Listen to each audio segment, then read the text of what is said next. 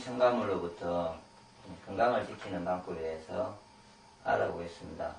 최근에 요즘에는 중금속 다이옥신이라든지 색소, 방부제 이런 거는 널리 알려져 가지고 그에 대한 어떤 문제들 음식에 첨가되고 나타나면서 또 나타나는 여러 가지 문제점들이 나왔는데, 최근에 가장 문제는 멜라민으로 인해 가지고 모든 음식들, 특히 우유 제품들이 첨가가 안 된 게 거의 없는데, 그런 커피부터 우리가 먹는 일상적인 과자류까지 너무나 많은 멜라민 검출, 특히 중국에서 멜라민을 먹고 특히 유아들이 신장결석이나 그런 여러가지 문제로 인해서 사망까지도 오는 충격적인 일이 발생하면서부터 사람들이 지금 제 동영상을 관심 있어 클릭하신 분도 마찬가지지만 이후에 보시는 분들도 아마 이런 부분에 대해서 유해물질과 식품 첨가물이 얼마나 인체에 나쁜지에 대해서 관심을 가질 것이고, 그것을 피하려고 많이 노력을 하고 있을 겁니다.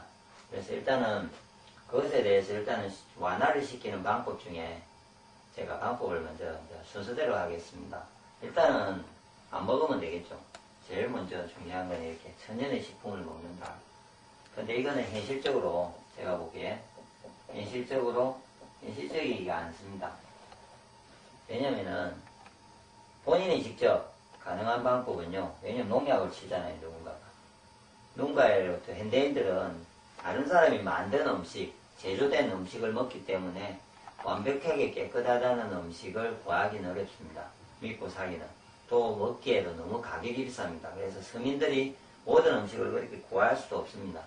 그러므로 그렇게 먹고 지내려면요, 본인이 직접 손에 들어가서 약치지 않고 유기농에 의해서 재배를 했던 그 모든 과정에 의해 가지고 자연과의 교류에 의해 가지고 스스로가 해결해서 먹지 않는 이상은 안 먹을 수가 없겠죠. 피한다고 해서 먹게 되어 있습니다. 그리고 현대인들은 또 알아도 피하는 부분도 있겠지만 자기가 음식을 즐기기 위해서 담배 같은 것도, 술이나 담배도 유해한 걸 알지만 먹는 이유는 그게 즐겁기 때문에 이익을 즐기지 않습니까? 인간은 그런 어떤 부분이 있기 때문에 아마 이게 알아도 시간이 지나면 다시 또 희석가 되면서 또 다 먹게 되어 있습니다. 그래서 최대한 피하는 것이십시오. 최대한 이것이 들어갈 수 있는 게 무엇인지, 뭔지를 파악을 한 후에 그것이 작게 들어간 거는 너무 심각해지면요, 그걸로 인해서 스트레스를 받아가지고 더 병이 날 수가 있습니다. 그래서 심각하게 들어가 있는 순서를 먼저 파악하시고 음식이 안 좋은 것들을 먹지 않는 순서를 먼저 정하시고요. 그거부터 하나하나씩 먹지 마시고 적게 들어간 거는 일단은 드시면서 그 다음 방법을 연구하셔야 되겠죠. 그래서 이제 제가 두 번째의 이제 방법으로, 이건 좀 현실 가능한 방법입니다.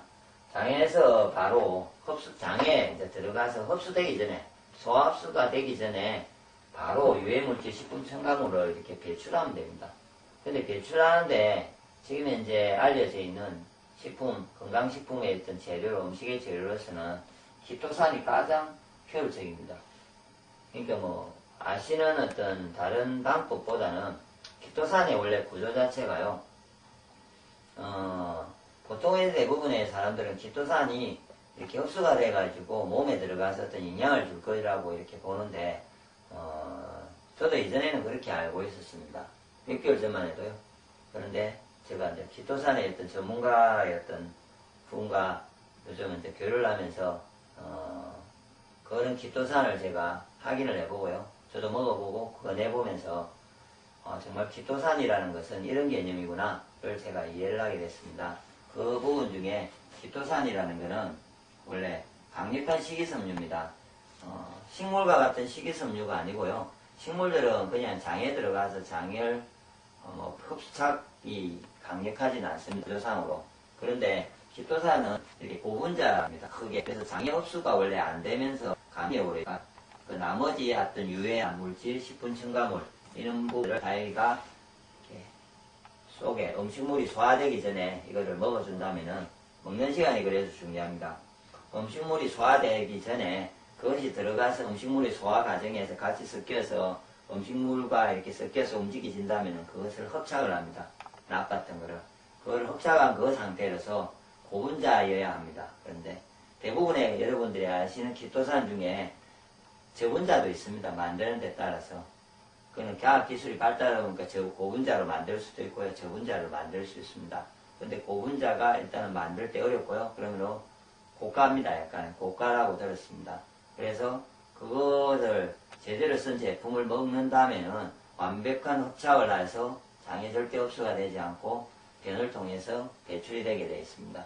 그게 유일하게 키토산이 제가 아는 다른 어떤 음식은 흡수가 되어서 좋아지는 걸 저는 건강일을 하면서 꺼낸 거고요. 지금 제가 말하는 키토산은 이런 용도에서 쓰라고 권하는 겁니다. 키토산은 원래 이런 용도에서 써야 됩니다. 배출하는 용도에서 쓰는 겁니다. 그래서 충분하게 배출을 시킵니다. 그리고 키토산이 이거 외에도 들어가서 소화의 효율성을 돋고요. 장의 흡수력을 돋고 그 다음에 뭐죠? 안에 있는 균들의 활성화를 돕는다든지 이런 역할들은 한답니다. 그렇지만 장으로 흡수가 되지 않는 그 키토산이 더 강력한 몸에 건강한데 더 강력한 영향력을 준다고 합니다.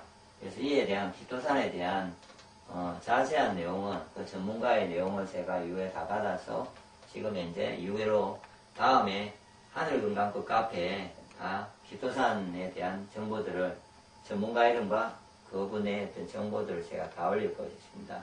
그것을 보시고 어떻게 하면은 좋은 키토산이 어떤 역할을 하는지에 대한 정확한 이해를 하시고 그에 따라서 어떨 때 어떻게 먹는지를 하면은 최소의 양으로 최소의 돈으로 본인이 즐기되 그리고 아니면 어쩔 수 없이 피하는 음식을 먹되 그거로부터 자기를 일단은 방어하는 완화시키는 나빠지는 것을 완화시키는 역할을 충분히 할 수 있다고 봅니다. 그래서 제가 이전에 다른 음식에서 제가 다른 데서는 키토산을 권하지 않았는데 지금은 이런 용도에서 키토산을 먹으라고 권합니다. 식사와 함께 제가 보기에 키토산을 적당하게 드시면 되겠죠. 그러니까 건강이 나쁜 음식을 먹을 때는 더 자기가 즐기기 위해서 키토산을 많이 먹는 거고요.